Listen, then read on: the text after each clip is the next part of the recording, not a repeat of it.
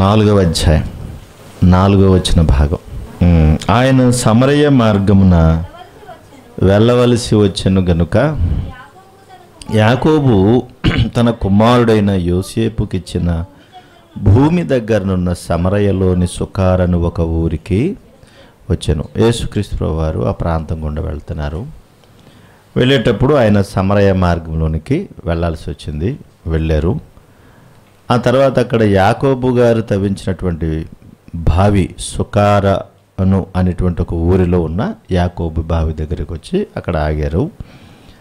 అక్కడ 7 గంటలకు 12 గంటల ఆయన మధ్యాహ్నం 12 గంటలైంది. 7వ వచనం. సమరయ స్త్రీ ఒకతే నీళ్లు చేదుకున్నట్టుకు అక్కడికి రాగా యేసు దాహనకు మిమ్మని ఆమెను అడిగారు. యేసుక్రీస్తు వారు వచ్చారు.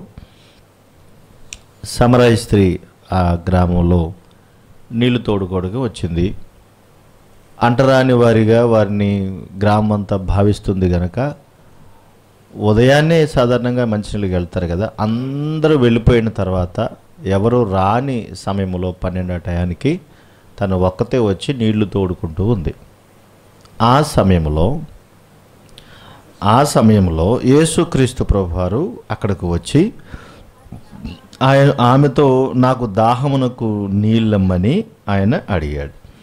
అడిగితే ఆవిడేమంటుందంటే 9వ వచనంలో, ఆ సమరయ స్త్రీ, యూదుడు అయిన నీవు సమరయ స్త్రీనైనటువంటి నన్ను దాహమునకిమ్మని ఎలాగడుగుచున్నావు అన్నది. బాగా వినాలి. సమరయ స్త్రీ అంటరాని దానిగా ఉంది. యేసుక్రీస్తు ప్రభువారేమో యూదులు. ఆయన యూదుడు, లోకానుసారంగా ఆయన యోధా జాతికి సంబంధించిన వాడే కదా ఆయన. కనుక నువ్వు యూదుడు అయి ఉండి నన్ను దాహానికి అడుగుతున్నావేంటి అని అడిగింది. అంటే ప్రభువు ఆ ప్రాంతానికి వెళ్తూ సమరయ ప్రాంతానికి వెళ్ళడానికి ప్రధానమైన ఒక కారణం. అంటే ఆ ప్రాంతము గుండా వెళ్ళాలనుకున్నటువంటి ఆయన ఎంత అద్భుతం అంటే దేవుని యొక్క ఉనికిని, దేవుని యొక్క ప్రేమను చాటి చెప్పడానికి ఆ ప్రాంతము, ఆ ప్లేసు, ఆ మనుషులు చాలా అవసరం. ఎవరు పడితే వాళ్ళతో మాట్లాడకూడదు, ఎక్కడ పడితే అక్కడ చెప్పకూడదు, ఎవరు పడితే వాళ్ళతో మాడకూడదు, ఎక్కడ పడితే అక్కడ చెప్పకూడదు.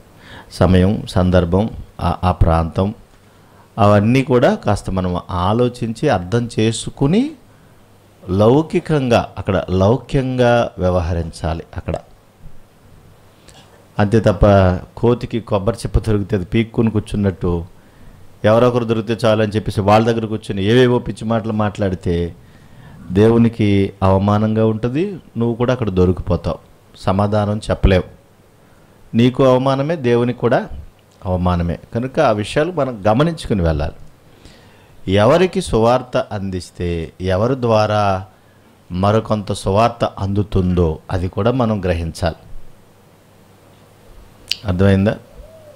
ఆ విషయాల్లో చాలా జాగ్రత్తగా వ్యవహరించాలి. ఎవరికి సువార్తను అందిస్తే తద్వారా ఆ సువార్త 10 మందికి వెళుతుందో అది మనము గమనించాలి. ఇప్పుడు యేసుక్రీస్తు వారు సువార్తను అందించడానికి సుకారను గ్రామానికి వచ్చి ఎవరూ లేని సమయంలో ఆవిడొచ్చింది. అదే సమయానికి ప్రభు. అయితే సమరయ స్త్రీ మాట్లాడుతూనే ఉంది, నేను అంటరాని దాన్ని కదా, మాతో ఎవరు మాట్లాడరు, మరి నువ్వు యూదుడు కదా, నువ్వు వచ్చి మాట్లాడతావు వీటి మాతో అని అంటే వెంటనే ప్రభు చెప్పాలి కదా, నిజమేనమ్మా నువ్వు అంటరాని దానివి కదా, నీతో మాట్లాడకూడదు కదా అని అనాలి కదా. ఆయన ఏమంటున్నాడు చూడండి 9వ వచనంలో, యూదుడు అయిన నీవు సమరయ స్త్రీనైన నన్ను దాహమునకమ్మని ఎలాగడుగుచున్నావని అతనితో చెప్పాను. ఎలానగా యూదులు సమరయులతో సాంగత్యం చేయరు. అందుకు యేసు, నీవు దేవుని వరమును నాకు దాహమునకిమ్మని నిన్ను అడుగుచున్నవాడెవడో అదియు ఎరుగియుంటే నీవు ఆయనను అడుగుదువు, ఆయన నీకు జీవజలమిచ్చును. నిజమేనమ్మా నువ్వు అంటరాని దానివే, నీతో మాట్లాడకూడదు, నేను వెళ్ళిపోతున్నాను అని అనలా. అసలు ఆ విషయాన్నే సంభాషణ చేయలేదు ఆయన. అసలు ఆ విషయాన్ని పట్టించుకున్నట్టే వదిలేశాడు. చూడండి, అక్కడ పట్టించుకున్నట్టే వదిలేశాడు. మనం కూడా దుష్టుడైన అపవాది కూడా భలే టెక్నిక్గా వ్యవహరిస్తాడు. ఎలా అంటే అవతల వాడు ఏదో దిక్కుమాలిన ప్రశ్న వేస్తూ ఉంటాడు, మనము ఆ ప్రశ్న పట్టుకుని ఎలాడుతూ ఉంటే అసలు విషయం మర్చిపోతాం. వాడు ఏదో పనికిమాలిన ప్రశ్న వేస్తాడు, ఎందుకు వాడిలో అపవాది ప్రవేశిస్తే మనకున్న ఆ టాపిక్ ఏదైతే ఉందో దాన్ని డైవర్ట్ చేస్తాడు. అప్పుడు ఏమవుతుంది, మనం చెప్పాల్సిన విషయాన్ని ఏమైపోతాం,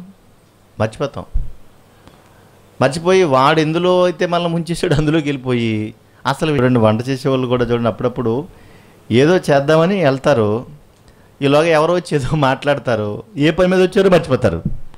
అప్పుడు చూడండి మళ్ళీ లోపలికి బయటికి ఎందుకు వచ్చాను 4 సార్లు అటు ఇటు తిరిగితేనే కానీ వాళ్ళకి గుర్తురాదు.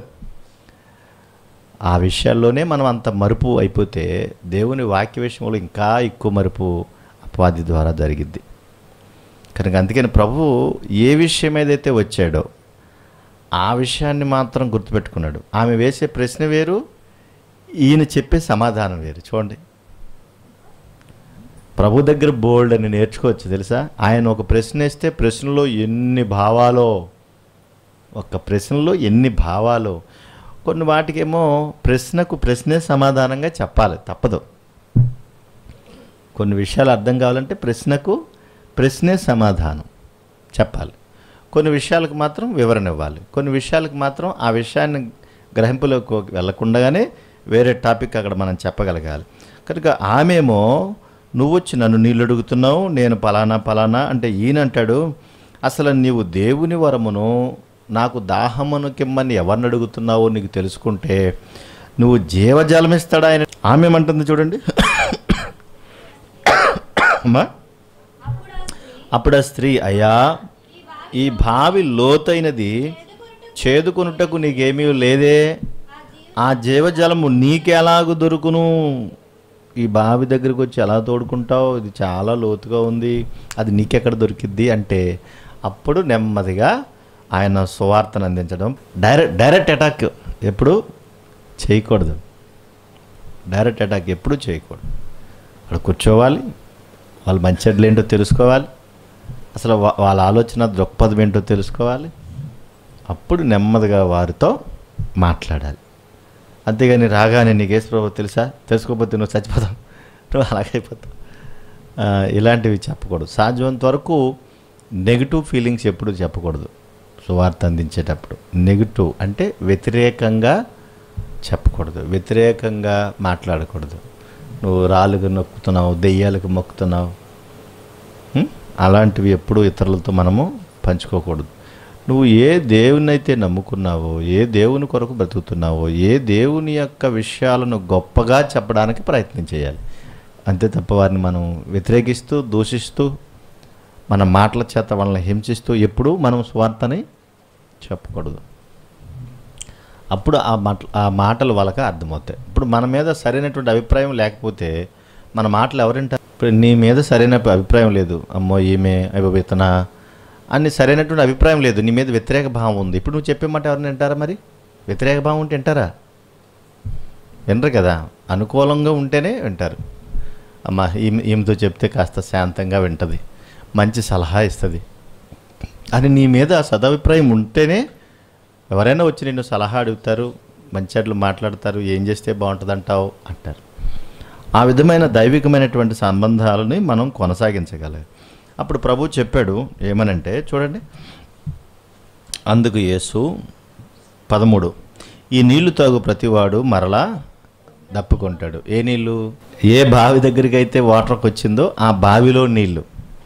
ఈ నీళ్లు తాగువాడు ప్రతివాడు మరలా దప్పుకుంటాడు. నేనిచ్చు నీళ్లు తాగితే దప్పుకోడు, నేను వానికిచ్చి నీళ్లు నిత్యజీవమునకై వానిలో ఊరెడు నీటి బొగ్గగా ఉండునని ఆమెతో చెప్పాను. కంటికి కనబడుతున్న ఆ నీళ్లను గూర్చి జ్ఞాపకం చేస్తూ కంటికి కనబడని ఆత్మ సంబంధమైన జీవజలం కొరకు మాట్లాడుతున్నాడు. చూడండి, ఎదురుగుండా కనిపించే నీళ్లు చూపిస్తున్నాడు.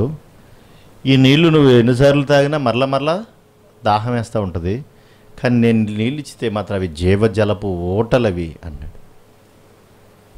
అవతల వ్యక్తికి పూర్తిగా అర్థం కావు అవి. ఎందుకు అర్థం కావు అంటే శరీర సంబంధంగానే ఎక్కువ మంది ఆలోచిస్తారు కాబట్టి. మనం ఆత్మ సంబంధంగా చెప్పే విషయాలు అసలు వాళ్ళకి అర్థం కాదు, పిచ్చిగా ఉంటాయి వాళ్ళకి. పిచ్చి పిచ్చిగా ఉంటాయి. మనం ఏదో చెప్తున్నాం అనుకుంటారు, అసలు అర్థం అవ్వదు వాళ్ళకి. కాబట్టి నెమ్మదిగా ఆ టాపిక్ని మనం చెప్పగలగాలి. ఈ నీళ్లు అంటే భౌతికంగా కనిపించేవి, శరీరానికి అవసరం. ఇవి తాగే కొలది ఏమైపోతాయి, ఆవిరైపోతూ ఉంటాయి. మరలా ఈ శరీరానికి మరలా వాటర్ చాలా అవసరం, తాగాలి తప్పనిసరిగా. తాగకపోతే చచ్చిపోతాం, తాగాలి. ఈ శరీరానికి నీళ్ళు అవసరం. కానీ ఈ నీళ్ళు ఆయన ఆత్మ కొరకు చెబుతుంటే, నాకు ఈ నీళ్ళు కావాలి, మరి నీకెక్కడ దొరుకుతాయి ఈ నీళ్ళు? నేను ఇంత దూరం వచ్చి ఈ నీళ్ళన్నీ తోడుకోలేకపోతున్నాను, చాలా ఇబ్బంది అయిపోతుంది. దేవజలం అంటున్నావు కదా, అవి ఎప్పుడు ఊరతాయి అంటున్నావు కదా, ఎప్పుడు అలా ఉంటాయి అంటున్నావు కదా. ఆవిడ ఆలోచన చూసారా? అందరూ కూడా ఏమంటారు, ఇప్పుడు మనం చెప్పగానే చాలామంది మనోళ్ళే ప్రార్థన చేసి చెప్పరా బాబు అని అంటే, అసలు చెప్పకుండానే మొదలెట్టగానే మొత్తం వాళ్ళ ఇంట్లో సమస్యలన్నీ చెప్పేస్తారు. పాస్టర్ గారు మీరు మా పెద్దోడికి బాగాలేదండి, మా చిన్నోడికి బాగాలేదండి, మా మామగారికి బాగాలేదండి, లిస్ట్ అంతా చెప్పేస్తారు. ఓడోబా అని మనం వాళ్ళు చిరాకు పడకూడదు. ఎందుకంటే వాళ్ళు ఎవరు? అన్యులు, అవిశ్వాసులు, వాళ్ళు అన్యులు, వాళ్ళకి తెలియదు. కాబట్టి వాళ్ళు మనం చిరాకు పడకూడదు అక్కడ. అదే వాక్యం తెలిసి విశ్వాసంగా ఉండి సంఘంలో ఉన్న వాళ్ళు లిస్ట్ చెప్పారనుకోండి, ఏమనిపిస్తుంది? ఎంత వాక్యము విని మళ్ళీ లిస్ట్ చదువుతున్నావు ఏంటమ్మా, చక్కగా ప్రార్థన చేసుకో, నువ్వు చెయ్యి అంటాం. వాళ్ళకి తెలియదు కాబట్టి మనం వాళ్ళని విసుకోవడానికి. అవన్నీ చక్కగా విని అప్పుడు ప్రభు యొక్క వాళ్ళు కోరుకునేది శరీర సంబంధమైన విషయాలు, మనం వాళ్ళకి చెప్పేది ఆత్మ సంబంధమైన విషయాలు. ఈ రెండు అర్థం చేసుకోవాలి. వాళ్ళు శరీర సంబంధంగా లిస్ట్ అంతా చదువుతూ ఉంటారు, మనం ఆత్మ సంబంధం లిస్ట్ అంతా నెమ్మదిగా వాళ్ళకి చెప్పగలగాలి. ఇక్కడ జరిగే సందర్భం అదే. నాకు ఆ నీళ్లు కావాలి అంటుంది చూడండి అక్కడ 15. ఆ స్త్రీ ఆయనను చూచి, అయ్యా నేను దప్పిగొనకుండునట్లు చేదుకొనుటకు ఇంత దూరము రాకుండునట్లు ఆ నీళ్లు నాకు దయచేయమని. ఈవిడికి ఏం చేయకూడదంట చూడండి అక్కడ, అయ్యా నేను దప్పిగొనకుండునట్లు. ఈ నీళ్ళు తాగితే అస్తమానం దాహం వేస్తుంది అంటున్నావు కదా, నువ్వు ఇచ్చే నీళ్ళు తాగితే ఊరిడి నూట బొగ్గుగా ఉన్నాయి అంటున్నావు కదా, ఇంకా నాకు దాహం వేయకూడదు అంటుంది ఆవిడ. ఇంకా నాకు దాహం వేయకూడదు. ఇంకేమంటుంది? చేదుకొనుటకు ఇంత దూరం నేను రాకూడదు, నాకు దాహం వేయకూడదు, ఇంత దూరం నేను రాకూడదు, చాలా ఇబ్బంది పడిపోతున్నాను. అదేదో బొగ్గను పెట్టేవరకు అక్కడే ఉంటుంది కదా, చాలా హ్యాపీగా ఉంటాను కదా, నేను ఇంత దూరము రాకూడదు. అది ఊరిడు నీటి బొగ్గగా ఉండాలి. మీకు ఎవరికైనా ఎలాంటి ఆశలు ఉన్నాయా? చెప్పరే మరి. ఏ పని చేయకూడదు, ఆకలి వేయకూడదు. అసలు ఆకలి వేయకపోతే అసలు పని చేయాల్సిన అవసరమే లేదు. ఎప్పుడన్నా ఊహించారా అసలు ఆకలి లేకుండా ఉంటే అసలు ఎలా ఉంటుందో? అసలు ఆకలి అనేది లేదనుకోండి, ఎన్ని పనులు తగ్గితే చెప్పండి. అసలు మనకి ఏ పని చేయని అవసరం లేదు, కష్టపడక్కర్లేదు, అసలు ఏమీ అవసరం లేదు. ఇక కొండలో మండలో తెప్పాలలో ఇవన్నీ వండుకోవడానికే కదా, అన్నీ వండుకోవడానికే కదా. అప్పుడు పంటలు అవసరం ఉంటుందా? ఆకలి లేనప్పుడు వ్యవసాయం అవసరం ఉంటుందా? పంటలు అవసరం ఉంటుందా? అసలు ఏ అవసరమో ఉండదు. అప్పుడు కడుపులో పేగులు ఉండాలా? అవసరమా పేగులు? మరి ఆకలి లేనప్పుడు పేగులు అవసరం లేదు. అసలు ఇంత సిస్టమే అవసరం లేదు. మనలో ఉన్న సిస్టమ్ సామాన్యమైనది కాదు, అది చాలా గొప్పదండి. అప్పుడు ఈ సిస్టమే అవసరం ఉండదు. నిజంగా మీరు ఆలోచిస్తే ఈ సిస్టమే అవసరం ఉండదు. అంత గొప్ప క్రేజ్ అనమాట, నిజంగా అద్భుతం. కానీ ఇవన్నీ మన శరీరానికి ఉన్నాయి. దేవుడు చాలా గొప్పోడు, మన ఊహకందనంత గొప్పగా అన్నీ అమర్చి పెట్టాడు. ఇంత దూరం నేను రాకూడదు అని అంటే ప్రభువారు ఏం చేయాలా? నిజమేనమ్మా, నీకు అది కావాలి కదా, ఇచ్చేస్తానని అనాలి కదా. కానీ ఆయన ఏమన్నాడు చూడండి. ఎంత చదువుతారు ఇప్పుడు? 16 చదవండి. యేసు నీవు వెళ్ళి నీ పెనిమిటిని పిలుచుకుని ఇక్కడికి రమ్మని ఆమెతో. పెనిమిటికి నీళ్ళకి ఏంటి సంబంధం? ప్రభువారు మాట్లాడే మాటలు అలా ఉంటాయి, భలే విచిత్రంగా లేదు అది. పెనిమిటికి నీళ్ళకి ఏం సంబంధం? ఆమె ఏమడిగింది? నాకు నీళ్ళు కావాలి, అవి ఇంకా పోకుండా ఆ బొగ్గ కావాలి నాకు, ఇంత దూరం నేను రాకుండా, అంతే. నీ పెనిమిటిని తీసుకురా అంటాడు. అంటే ప్రభువారు అక్కడ ఏం చేస్తున్నారు? మన మనసులో ఉన్న భావాలను బయటికి తీసుకొస్తా చెప్పానంటే, ఒక వ్యక్తికి మనం సువార్తను అందించేటప్పుడు వాళ్ళ మనోభావాలు దెబ్బతినకుండా, వాళ్ళ ఆలోచన విధానాలు తెలుసుకుంటా, వాళ్ళ మనసులో ఏం ఆలోచిస్తున్నారో ఆ గ్రహింపు జ్ఞానం మనకు ఉండాలి, మనందరికీ ఉండాలి. ప్రభు చూడండి, నీ పెనిమిటి తీసుకురా అంటున్నాడు. ఆవిడ అడిగింది ఏంటి? నీళ్ళు కావాలి. ఈయనేమంటున్నాడు? నీ పెనిమిటిని తీసుకురా అంటాడు. మనోళ్ళు కూడా చాలా తెలివిగా ఉంటారు. యాండే మా ఆయన వస్తేనే కానీ ఎవరా, మనోళ్ళు అయితే అలా అడుగుతారు కదా. అప్పుడు దానికి తగ్గట్టుగా ఆ సమయాన్ని బట్టి మళ్ళీ మనం మలుచుకుని మాట్లాడాలి. ఇప్పుడు ప్రభు ఏమంటున్నాడు అక్కడ చూడండి, యేసు నువ్వు వెళ్ళి నీ పెనిమిట్టుని పిలుచుకుని రమ్మని ఆమెతో చెప్పాను. ఆ స్త్రీ నాకు పెనిమిట్ లేడు, నీ పెనిమిటిని తీసుకురా. ఇది ఆత్మీయ భావాలతో కూడా ఆలోచిస్తే చాలా దూరం వెళ్తుంది ఇది, ఓకేనా? ఇది గుర్తుపెట్టుకోండి. ఆత్మీయ భావాలతో వెళ్ళేది ఇంకా చాలా దూరం వెళ్తుంది. అంత లోతుగా మనం వద్దు, కానీ సింపుల్గా అర్థమయ్యేట్టుగా చెబుతున్నాను. నాకు పెనిమిటి లేడు. సాధారణంగా మనం పెనిమిటి అంటే ఏం చెప్తాం? ఇక్కడ మనకు పెనిమిటి అంటే భర్తనే చెప్తాం మన భాషలో. ఇక్కడ మనకైతే పెనిమిటి లేడు అని అనగానే ఆమె, నాకు పెనిమిటి లేడని నీవు చెప్పిన మాట సరియే, నీకు 5 పెనిమిట్లు ఉన్నారు. ఏమని చెప్పాడు ఆయన? నీకు 5 పెనిమిట్లు ఉన్నారు. ఇప్పుడున్నవాడు నీ పెనిమిటి కాడు, సత్యమే చెప్పితివి. ఇక్కడ ఇంకో మాట అర్థం చేసుకోవాలి. నీ పెనిమిటిని తీసుకునిరా అని ప్రభు అన్నాడు. వెంటనే ఆమె నాకు పెనిమిటి లేడు అని చెప్పింది. ఇప్పుడు ఇక్కడ ప్రభు యొక్క మనస్సు, ప్రభు యొక్క ఆలోచన, ప్రభు యొక్క దైవత్వం ఆమె గ్రహించేటట్టుగా చేస్తున్నాడు. అలాగే ఓ పక్క నుంచి ఆమె మనసులో ఉన్న భావాలను బయటికి తీసుకొస్తున్నాడు. విచిత్రం కదా ఇది. అసలు ఈ లాజిక్ మనకు తెలిసి ఉంటే భార్యాభర్తలు కూడా దెబ్బలాడుకోరు. అర్థమైందా? ఎందుకు అని అంటే ఇది మిస్ అవుతుంది. వన్ సైడ్లో ఉంటారు చూసారా, ఒక పక్కనే ప్రేమ కలిగిన వాళ్ళు ఉంటారని, అలా మిస్ అయిపోతుంది ఇది.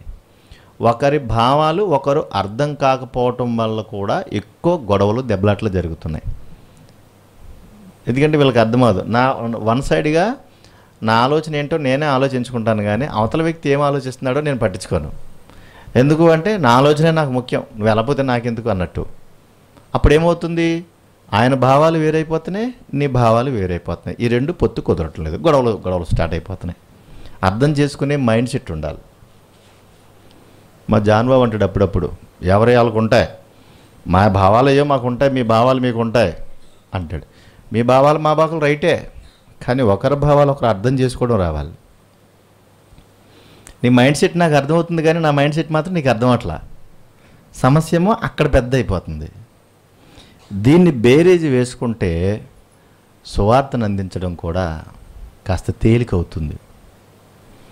అది ఇంట్లో వాళ్ళు కావచ్చు, వీధిలో వాళ్ళు కావచ్చు. మనకు తెలిసిందేంటి? ప్రార్థన చేసుకునే వాళ్ళ చేసుకో మగలే కోపం వచ్చేది వాళ్ళకి. దాన్ని చెప్పడం కూడా చాలా చక్కగా వాళ్ళకి చెప్పగలిగేటట్టుగా మనకి రావాలి. అప్పుడు పెనిమిటిని తీసుకురా అంటే నాకు పెనిమిట్ లేడయ్యా అని చెప్పింది. వెంటనే ప్రభు అన్నాడు, నీకు పెనిమిట్ లేడు. నిజమే, ఎందుకంటే నీకు 5 పెనిమిట్లు ఉన్నారు. ఎంతమంది? నీకు 5 పెనిమిట్లు ఉన్నారు. ఇప్పుడు కూడా ఒకడు ఉన్నాడు. మీరు చెప్పాలి, ఎవరు పడితే వాళ్ళని పెనిమిటి అంటారా? మరి ఎవరిని అంటారు పెనిమిటి అని? భర్తనే కదా అంటారు. ఇప్పుడు కరెక్ట్గా చెప్పి చూసారు. ఇప్పుడు ఉన్నవాడు కూడా నీ పెనిమిటి కాడని ప్రభు అనగానే, నిజమేనా పెనిమిటి కాడు అని చెప్పేసింది. వెంటనే ఆమె అంటుంది చూడండి 19. అప్పుడు ఆ స్త్రీ, అయ్యా నీవు ప్రవక్తవని గ్రహించుచున్నాను.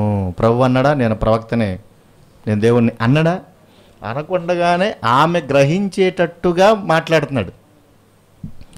అయ్యా నువ్వు ప్రవక్తవని గ్రహించుచున్నాను. ఎలా గమనించింది అంటే ముందుగానే చెప్పాడు ఆయన, పెనిమిటిని తీసుకురా అనగానే నీకు 5 పెనిమిట్లు ఉన్నారు, ఇప్పుడు నోడుకొని పెనిమిటి కాడు అనగానే ఆమెకు అర్థమైపోయింది. అందుకని ఆమె ఎప్పుడైతే ప్రభువును కూర్చున్నటువంటి విషయాలు తెలుసుకుందో, ప్రవక్తని గ్రహించిందో, కొన్ని విషయాలను ప్రభువుని అడిగింది. అక్కడ చూడండి, మా పితరులు ఈ పర్వతమందు ఆరాధించిరి గాని ఆరాధింపవలసిన స్థలము యెరూషలేములో ఉన్నదని మీరు చెప్పుదురని ఆయనతో అనగా అన్నది, అయ్యా మా పితరులు ఈ పర్వతం మీద ఆరాధించారయ్యా, కానీ ఆరాధించవలసిన స్థలం యెరూషలేములో ఉందని మీరు చెప్తారయ్యా అని. అంటే ఈ సాంగత్యం వాళ్ళు అందరూ కూడా ఎక్కడున్నారంటే కొండల మీద, ఆ పర్వతాల మీద ఆరాధన చేసుకునేవారు, ఇల్లు అక్కడే ఉండేవారు. వీళ్ళ పితరులు అంటే ముందున్నటువంటి తరాలు అసలు ఆ కొండల మీద ప్రాంతాల మీద ఆరాధన చేసేవాళ్ళు ఎవరంటే యెరోబోము దగ్గర నుంచి కదా అది ప్రారంభించాడు. ఉన్నత స్థలాలు అన్నారు కదా వాటిని. మా పితరులేమో యెరూషలేములో ఆరాధించాలని చెప్పేవారయ్యా, కానీ మా వాళ్ళేమో అందరూ కొండల మీద పర్వతాల మీద ఆరాధన చేసేవారయ్యా అని చెప్తేప్పుడు ఆయన చెప్పేటప్పుడు ఏమిటంటే, అమ్మ లేదు మీరేమి ఇలా చేస్తున్నారు, మేము ఇలా చేస్తున్నాం అని అప్పుడు దేవుణ్ణి ఎలాగ ఆరాధించాలో ఏం చేయాలో అనే విషయాలు 22, 23 వచనాల్లో చెప్పాడు. 24లో కూడా ఆయన ఆరాధించే వాళ్ళు కొండ మీద యెరూషలేములో కాదమ్మా, ఆత్మతోనూ సత్యముతోనూ ఆరాధించాలమ్మా అని చెప్పడం ప్రారంభించాడు.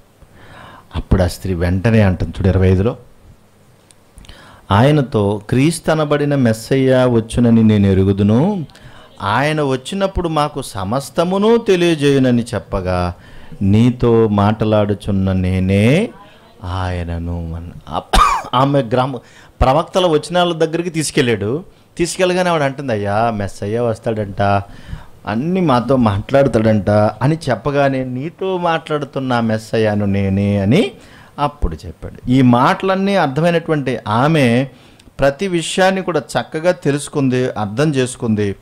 అప్పుడు ఊళ్ళోకి వెళ్ళింది. 39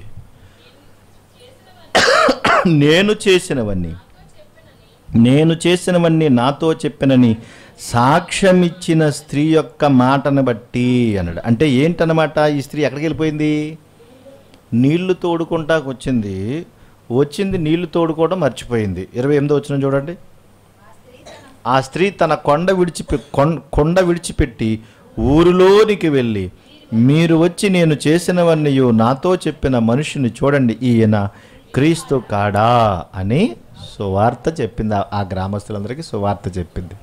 అంటే మన సువార్తలో ఏముండాలి అనంటే, ఈ లోకపు భోగ భాగ్యాలన్నీ కూడా నశించిపోతాయి, మనుషులందరూ కూడా నశించిపోయే అవకాశం ఉంది. కానీ కాపాడేవాడు దేవుడు, ఈ ఆత్మనిచ్చింది దేవుడు, దీన్ని నడిపింపునిచ్చేది దేవుడు, మనను కాపాడేది దేవుడు. ఇది నాశనం అయిపోయేది, నాశనం కాని ప్రాంతానికి తీసుకెళ్లేది దేవుడు. అలా వెళ్ళాలంటే మన పాపమును మనం విడిచిపెట్టాలి. ఎందుకు అంటే పాపాత్ములకు పరలోకములో చోటు లేదు, పాపాత్ములకు పరలోకములో చోటు లేదు. కనుక పాప సంబంధమైన వాటిలో మనం చిక్కుకోకుండా పరిశుద్ధతలోనికి మనం రావాలంటే యేసుక్రీస్తు రక్తము చేత మనం కడగబడాలనే విషయాన్ని మనం తెలుసుకోవాలని నెమ్మదిగా ఆ సువార్తను అందించాలి. అది రక్షణ సాక్ష్యం. నీ రక్షణ సాక్ష్యంలో దేవుని యొక్క ప్రేమ ఉండాలి, దేవుని యొక్క కనికరం ఉండాలి, దేవుని యొక్క ఔన్నత్యం ఉండాలి, దేవునికి మహిమకరంగా అది ఉండాలి ఖచ్చితంగా. కనుక అలాంటి ఆ మంచి విషయ అనుభవాల్లోనికి కూడా మనము వెళ్ళాలి. ఇంకా మేలైనటువంటి అనుభవాలు ఇంకా చాలా కావాలి.